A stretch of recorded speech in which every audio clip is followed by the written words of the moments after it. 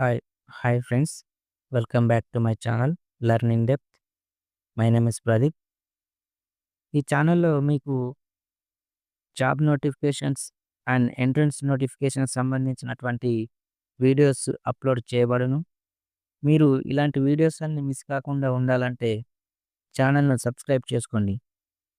ఛానల్‌ని సబ్స్క్రైబ్ చేసుకున్నట్టయితే మేము చేసేటటువంటి లేటెస్ట్ వీడియోస్ మీకు నోటిఫికేషన్‌గా వస్తాయి. ఓకే అండి. వివరాల్లోకి వెళ్ళినట్టయితే ఈరోజు మనం సెంట్రల్ టెక్నాలాజికల్ రీసెర్చ్ ఇన్‌స్టిట్యూట్ నుంచెల్లి రిలీజ్ అయినటువంటి నోటిఫికేషన్‌కి సంబంధించిన డీటెయిల్స్ అనేటివి చూద్దాం. సీఎఫ్‌టిఆర్‌ఐ నుంచెల్లి ఒక నోటిఫికేషన్ అనేది రిలీజ్ కావడం జరిగింది. అడ్వర్టైజ్‌మెంట్ నంబర్ 3/2025 నుంచి ఒక నోటిఫికేషన్ రిలీజ్ అయింది. మనకు ఇది సెంట్రల్ గవర్నమెంట్‌కి సంబంధించినటువంటి సంస్థ. సెంట్రల్ గవర్నమెంట్ అంటే మనకు ఆంధ్రప్రదేశ్ వాళ్ళు అప్లై చేసుకోవచ్చు. అండ్ తెలంగాణ ఆల్ ఓవర్ ఇండియాలో ఎవ్వరు అయినా ఈ యొక్క నోటిఫికేషన్స్‌కు అప్లికేషన్ చేసుకోవడానికి ఎలిజిబిలిటీ ఉంటుంది. కాబట్టి మీరు క్వాలిఫికేషన్స్ ఉన్నవారు ఖచ్చితంగా ఈ నోటిఫికేషన్‌ను అప్లికేషన్ చేసుకోండి. మనం వివరాల్లోకి వెళ్ళినట్టయితే recruitment for the post of technical assistant 2025 technical అసిస్టెంట్‌కి సంబంధించినటువంటి నోటిఫికేషన్ ఇది. స్టార్టింగ్ డేటు 10 ఏప్రిల్ 2025 నుండి లాస్ట్ డేటు 10 మే 2025 వరకు ఉంటుంది. మనం అప్లికేషన్ చేసిన తర్వాత మన హార్డ్ కాపీస్ అనేటివి పోస్ట్ చేయాల్సి ఉంటుంది. పోస్ట్ చేయడానికి చివరి తేదీ 19థ్ మే 2025గా ఇచ్చారు. Schedule for trade test, admit card downloads, written examination dates అనేటివి జూన్, జూలైలో రిలీజ్ చేస్తారు. రిజల్ట్ కూడా మనకు జూలైలో వచ్చేటటువంటి అవకాశం అనేది ఉంటుంది. పోస్టులకు సంబంధించిన డీటెయిల్స్ చూస్తే టోటల్ పోస్టులు 18 ఉన్నాయి. పోస్ట్ కోడ్‌ని బట్టి డీటెయిల్స్ చూస్తే మనకు టెక్నికల్ అసిస్టెంట్ 1లో 9 పోస్ట్స్ ఉన్నాయి. టెక్నికల్ అసిస్టెంట్ 2లో 1 పోస్టు, 3లో 1 పోస్టు, 4లో 4 పోస్టు, 5లో 1 పోస్టు, 6లో 2 పోస్ట్ టోటల్‌గా 18 పోస్ట్స్ అనేటివి ఉండడం జరిగింది. ఇప్పుడు టెక్నికల్ అసిస్టెంట్ కోడ్ 1లో మనకు జనరల్‌లో 2, ఈడబ్ల్యూఎస్‌లో 1, ఎస్సీ 1, ఓబీసీ 3, ఎస్టీ 1 వేకెన్సీస్ అనేటివి కలవు. పోస్ట్ కోడ్ నంబర్ 2లో జనరల్‌లో 1 ఉన్నది. పోస్ట్ కోడ్ నంబర్ 3లో ఓబీసీలో 1, పోస్ట్ కోడ్ నంబర్ 4లో జనరల్‌లో 2, ఓబీసీలో 1, ఎస్సీలో 1. పోస్ట్ కోడ్ నంబర్ 5లో జనరల్‌లో 1 పోస్టు, పోస్ట్ కోడ్ నంబర్ 6లో ఈడబ్ల్యూఎస్ 1 పోస్టు అండ్ జనరల్‌లో ఫిజికల్ డిజేబుల్డ్ పర్సన్‌కు 1 పోస్టు కేటాయించడం జరిగింది. మనకు పే లెవెల్ అనేది లెవెల్ 6గా ఉంటుంది. ఇందులో 35,400 నుంచి 1,12,400 వరకు బేసిక్ పే అనేది ఉండడం జరుగుతుంది. మనకు అలవెన్సెస్ అన్నీ ఇంక్లూడ్ చేసుకుంటే మనకు 64,740 రూపీస్ అనేది బై హ్యాండ్ రావడం జరుగుతుంది. మీకు జాబ్‌లో జాయిన్ అయిన ఫస్ట్ మంత్ నాడే మీకు 64,740 రూపీస్ అనేది బై హ్యాండ్ రావడం జరుగుతుంది. దీనికి అప్పర్ ఏజ్ లిమిట్ అనేది 28 ఇయర్స్ ఉంటుంది. ఎస్సీ, ఎస్టీ, ఓబీసీ వారికి ఏజ్ రిలాక్సేషన్ గూడా ఉంటుంది. ఇప్పుడు మనం ఈ పోస్టులకు సంబంధించినటువంటి క్వాలిఫికేషన్ యొక్క డీటెయిల్స్ చూద్దాం మనం. పోస్ట్ కోడ్ నంబర్ 1లో మెకానికల్ ఇంజినీరింగ్ సంబంధించినటువంటి పోస్టులుంటాయి. దీని క్వాలిఫికేషన్ వచ్చేసి డిప్లొమా ఇన్ మెకానికల్ ఇంజినీరింగ్ ఉండాలి. 3 ఇయర్స్ ఫుల్ టైమ్ డ్యూరేషన్‌లో చేసి ఉండాలి. అందులో మనకు 60% మార్క్స్ అనేది వచ్చి ఉండాలి. మనకి ఎక్స్‌పీరియన్స్ అనేది 2 ఇయర్స్ ఉండాల్సి ఉంటుంది. ఒకవేళ ఈ క్వాలిఫికేషన్స్ లేకుంటే మనకు diploma in mechanical engineering at least 2 years అనేది మెకానికల్ ఇంజినీరింగ్ కంప్లీట్ చేసి ఉండాలి. అందులో కూడా మనకు 60% మార్క్స్ ఉండాలి. అలాగే 2 ఇయర్స్ ఎక్స్‌పీరియన్స్ అనేది ఉండాలి. నెక్స్ట్ పోస్ట్ కోడ్ నంబర్ 2కి సంబంధించినటువంటి ఎడ్యుకేషన్ డీటెయిల్స్ చూస్తే మనకు పోస్ట్ కోడ్ నంబర్ 2 అనేది కంప్యూటర్ సైన్స్ అండ్ ఇంజినీరింగ్ సంబంధించినటువంటి పోస్టు. ఇందులో మనకు డిప్లొమాలో కంప్యూటర్ సైన్స్ అండ్ ఇంజినీరింగ్ లేదా కంప్యూటర్ ఇంజినీరింగ్ లేదా computer technology or information technology అనేది 3 ఇయర్స్ ఫుల్ కోర్స్ అనేది కంప్లీట్ చేసి ఉండాలి. అందులో మనకు 60% మార్క్స్ ఉండాలి. అలాగే 2 ఇయర్స్ ఎక్స్‌పీరియన్స్ అనేది ఉండాలి. ఈ క్వాలిఫికేషన్స్ లేకున్నా మనకు డిప్లొమాలో computer science and engineering, computer engineering 2 years full course అని ఉండాలి. అలాగే అందులో 60% మార్క్స్ ఉండాలి. 2 ఇయర్స్ ఎక్స్‌పీరియన్స్ అనేది కంపల్సరీగా ఉండాలి. ఈ 2 క్వాలిఫికేషన్స్ లేకుండా మనకు బీఎస్సీలో కంప్యూటర్ సైన్స్ అన్నా ఉండాలి. లేకపోతే దానికి సంబంధించిన ఈక్వలెంట్‌ది ఏదున్నా సరిపోతుంది. అందులో గూడా మనకు 60% మార్క్స్ ఉండాలి. అలాగే ఇక్కడ 1 ఇయర్ ఎక్స్‌పీరియన్స్ అనేది కంపల్సరీగా ఉండాలి. నెక్స్టు పోస్ట్ కోడ్ నంబర్ 3 అనేది ఎలక్ట్రానిక్స్ ఇంజినీరింగ్‌కి సంబంధించినటువంటి పోస్టు. ఇందులో మనకు డిప్లొమాలో ఎలక్ట్రానిక్స్ అండ్ కమ్యూనికేషన్ ఇంజినీరింగ్ గాని, ఎలక్ట్రానిక్స్ ఇంజినీరింగ్ అనేది ఉండాలి. ఇది 3 ఇయర్స్ ఫుల్ కోర్స్ ఉండాలి. 60% మార్క్స్ ఉండాలి. ఎక్స్‌పీరియన్స్ అనేది 2 ఇయర్స్ ఉండాలి.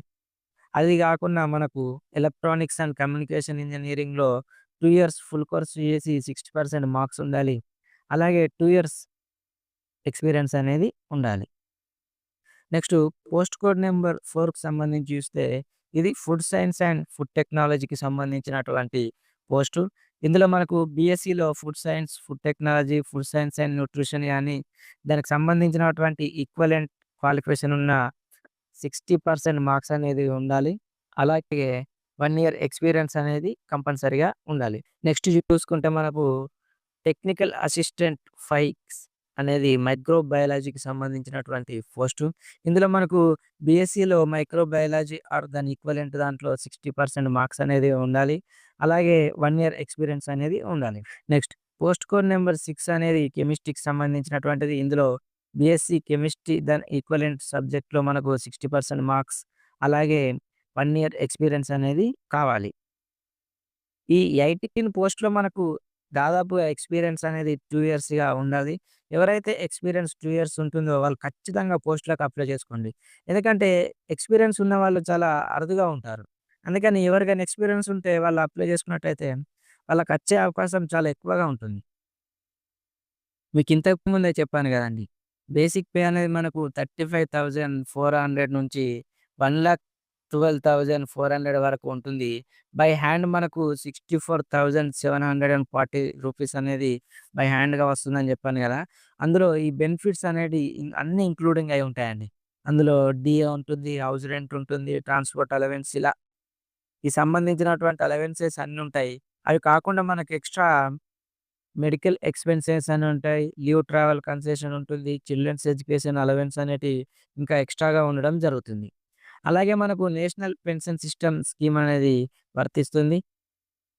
ఈ విధంగా ఈ ఎక్స్‌ట్రా బెనిఫిట్స్ గూడా మనకు రావడం జరుగుతుంది. ఇక్కడ ఒక ఇంపార్టెంట్ విషయం ఉందండి. ఎవరైతే పబ్లిక్ సెక్టార్‌లో వర్క్ జేస్తున్నారో, ఆ గవర్నమెంట్ డిపార్ట్‌మెంట్‌లో, అటానమస్ బాడీస్‌లో, యూనివర్సిటీలో వర్క్ జేస్తున్నారో, వాళ్ళు ఎన్ఓఎస్ అనేది సబ్మిట్ చేయాల్సి ఉంటుంది. అది ఎప్పుడంటే మనకు ఆన్‌లైన్ అప్లికేషన్ అనేది ఎప్పుడు చేస్తామో, అప్పుడే మనం ఎన్ఓఎస్ అనేది ఆన్‌లైన్‌లో సబ్మిట్ చేయాల్సి ఉంటుంది.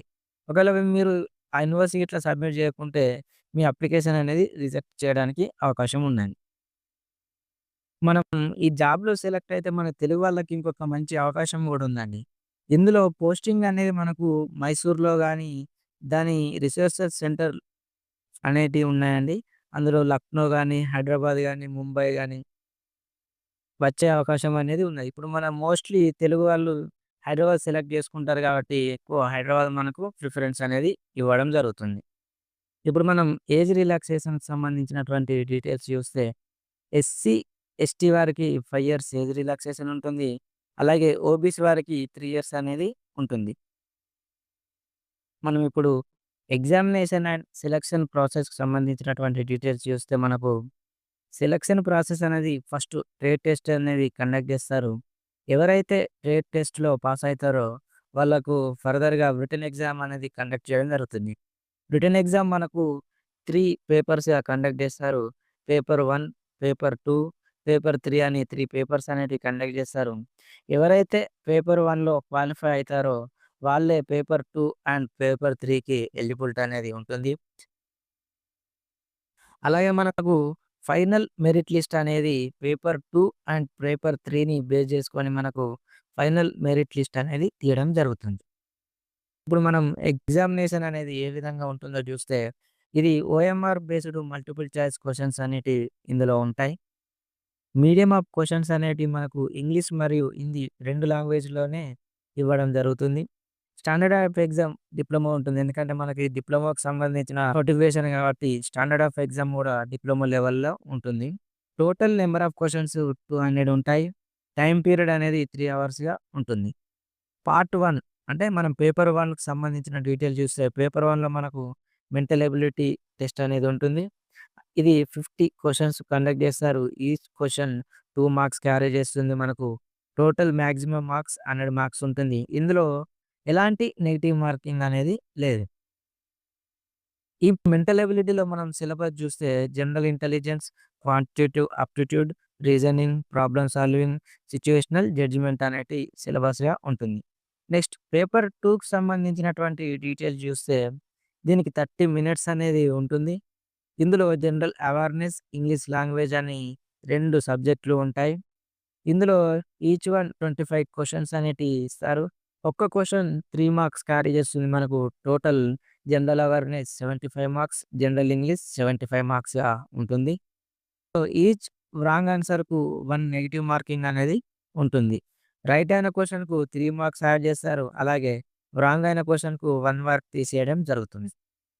నెక్స్ట్ పేపర్ 3కి సంబంధించిన సబ్జెక్ట్ చూస్తే మనకు ఎవరు ఏ పోస్ట్‌కి అప్లై చేస్తున్నారో వాళ్ళకి సంబంధించిన కోర్ సిలబస్‌కి సంబంధించిన సబ్జెక్ట్స్ ఉంటాయి.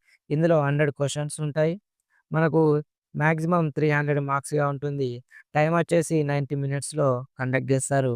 ఈచ్ రాంగ్ క్వెషన్‌కు ఒక్క నెగెటివ్ అనేది ఉంటుంది. మనకు ఈ పేపర్ 1 అనేది ఓన్లీ క్వాలిఫైయింగ్ నేచరే. పేపర్ 2 మరియు పేపర్ 3లో వచ్చిన మార్క్స్ ఆధారంగానే మెరిట్ లిస్ట్ అనేది తీయడం జరుగుతుంది. ఇప్పుడు మనం ఏ విధంగా అప్లై చేసుకోవాలో డీటెయిల్స్ అనేటివి చూద్దాం. ఎవరైతే ఇంట్రెస్టెడ్ ఉన్నారో వాళ్ళు cftri.rec.inలోకి గాని లేదా requirement.cftri.res.inకి వెళ్ళి వాళ్ళ యొక్క అప్లికేషన్ ఫామ్ అనేది ఫిల్ చేయాల్సి ఉంటుంది. ఒకసారి మనం వెబ్‌సైట్‌లోకి వెళ్లి చూద్దాం. ఇదే అండి. సీఎఫ్‌టిఆర్‌ఐకి సంబంధించినటువంటి అఫీషియల్ వెబ్‌సైటు. ఇందులో మనం రిక్రూట్‌మెంట్‌లో మీద క్లిక్ చేసినట్టయితే మనకు ఈ విధంగా పేజ్ అనేది ఓపెన్ కావడం జరుగుతుంది.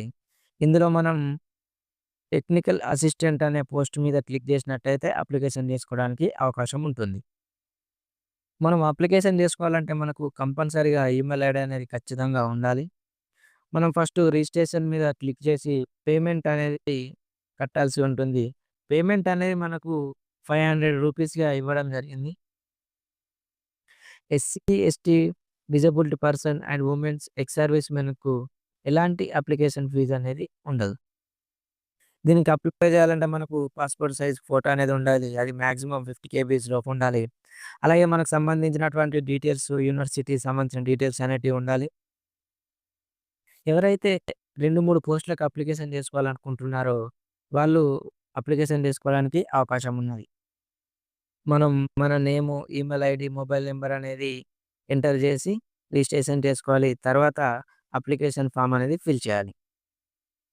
మనం అప్లికేషన్ అనేది టోటల్‌గా ఫిల్ చేసిన తర్వాత దాన్ని ఒక ప్రింటౌట్ అనేది తీసుకొని దాని మీద మన సైన్ అనేది పెట్టి, అలాగే మనం అప్లికేషన్ చేసుకోవడానికి వాడిన సర్టిఫికేట్స్ యొక్క జిరాక్స్ మీద సెల్ఫ్ అటెస్టేషన్ చేసి వాటిని స్పీడ్ పోస్ట్ గాని, రిజిస్టర్ పోస్ట్ గాని చేయాల్సి ఉంటుంది. ఎక్కువ ఎన్వలప్ మీద మనం సంబంధించిన సర్టిఫికేట్స్ అన్ని పెట్టి దాని మీద application for the post of అని అంటే మనం ఏ పోస్ట్‌కి అప్లై చేస్తున్నామో ఆ పోస్ట్ కోడ్ ఎయాలి.